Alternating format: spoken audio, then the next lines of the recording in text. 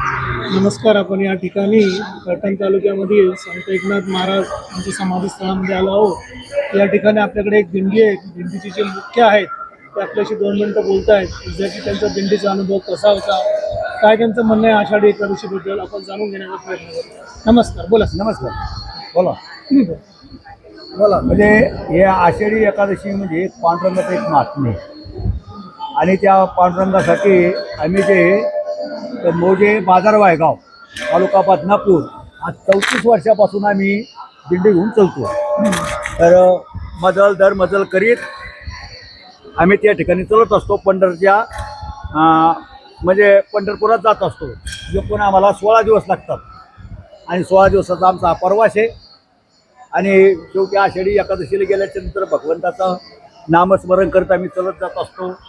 आमचे पूर्वज जे होते म्हणजे आमचे वडील म्हणजे पूर्वजापासून चालत आलेला हा पायी दिंडी सोहळा आहे. तर कचरू बारको सिंग मेहेर आणि आई होते आमच्या मथुराबाई कचरू मेहेर.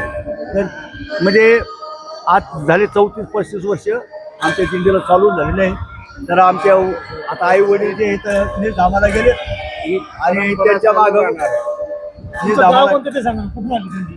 बाजार वायगाव तालुका बदनापूर जिल्हा जालना. आणि कुठे चालले आता? पंढरपूर. जसं मी तुम्हाला आता जस्ट थोडक्यात सांगितलं की आषाढी एकादशी म्हणजे जे आहे ती एक त्याला आपण काय म्हणतो देवशयनी एकादशी. इथून जे आहेत आपले लाडके देव जे आहेत विष्णू पांडुरंग विठ्ठल एकच आहे.